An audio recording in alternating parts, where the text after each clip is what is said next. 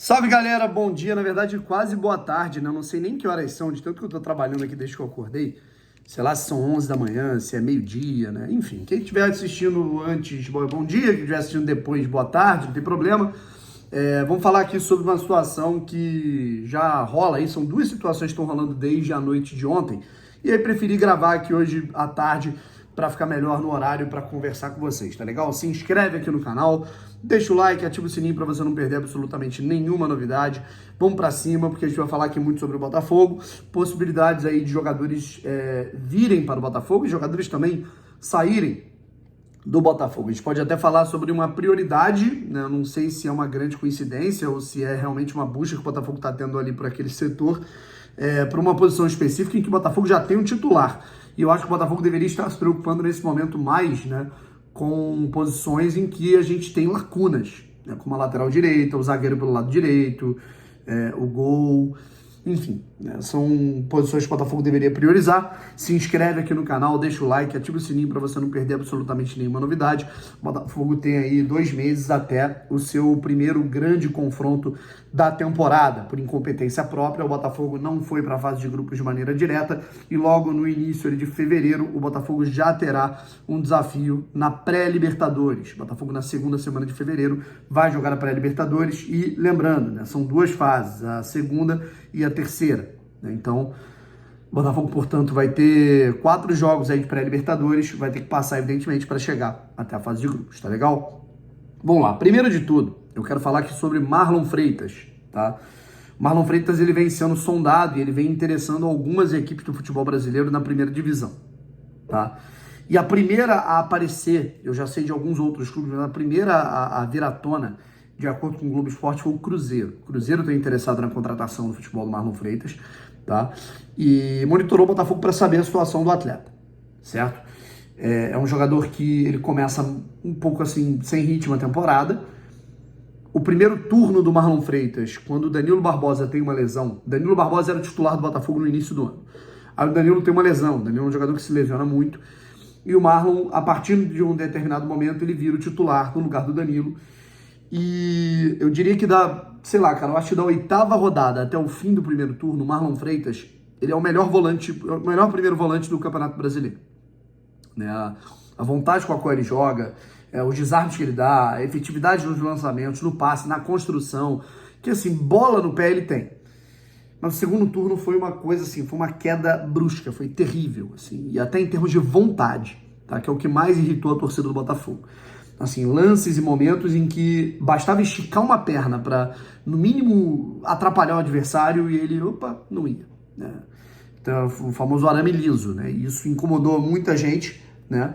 E não só fora do Botafogo, isso incomodou até internamente algumas pessoas do Botafogo que, porra, cara, o cara tem qualidade, o cara joga bola, por que ele não foi, por que ele não teve esse ímpeto nesses jogos mais importantes, sabe? E aí, dependendo do caso, né? O que eu acho? Eu acho que o Botafogo não deveria emprestar, né, ou ceder o Marlon Freitas para times de concorrência nas competições.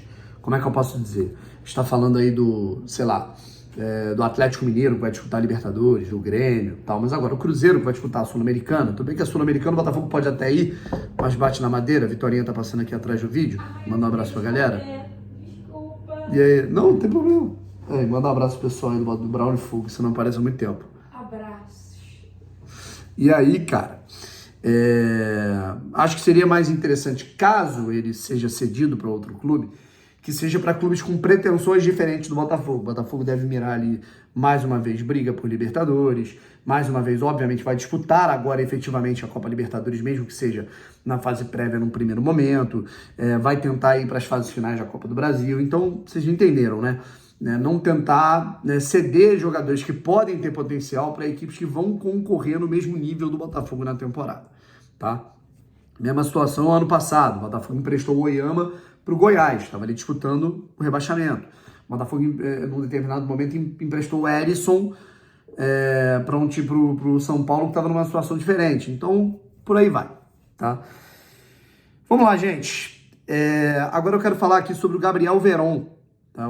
O meio atacante que foi revelado na equipe do Palmeiras, um dos melhores jogadores sub-20, né, dos últimos anos em categoria de base. até subiu bem, né? Inclusive é o protagonista de uma das jogadas mais importantes da história do Palmeiras. É ele quem rouba uma bola que muda tudo num jogo contra o Atlético Mineiro na semifinal da Copa Libertadores de 2021. Ele rola a bola pro Dudu fazer o gol da classificação do Palmeiras, que foi depois a final contra o Flamengo e saiu campeão. Então, assim, cara, é um jogador que ele já tem um histórico em alguns momentos, mas também tem históricos negativos, tá legal? O que acontece primeiro, pessoal? O Gabriel Veron hoje é jogador da equipe do Porto, tá? De Portugal.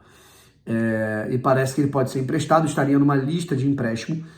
E, de acordo com as informações da imprensa paulista, 5 clubes do futebol brasileiro estariam interessados no atleta, dentre eles o Botafogo. Eu só estou fazendo esse vídeo aqui agora porque eu, particularmente, já tenho a informação, eu apurei, que, de fato, o Botafogo se interessa pelo atleta. O Botafogo tem ali o Gabriel Veron como um atleta, interessa, agregaria aqui, tá? Primeiro título que eu gostaria de falar é o seguinte, é mais um jogador que atua pelo lado esquerdo. O Gabriel Veron é aquele ponta, é aquele jogador que atua do lado esquerdo do campo e é aquele digamos, ponta por dentro, sabe? Aquele jogador que ele vai jogar por dentro do lado esquerdo. E, sinceramente, cara, eu não sei se é o que o Botafogo deveria priorizar. Pô, o Luiz Henrique foi embora, então tem que ter alguém para disputar a posição com o Vitor Sá. Eu concordo. O Vitor Sá é o titular da posição, tem que ter alguém para alternar.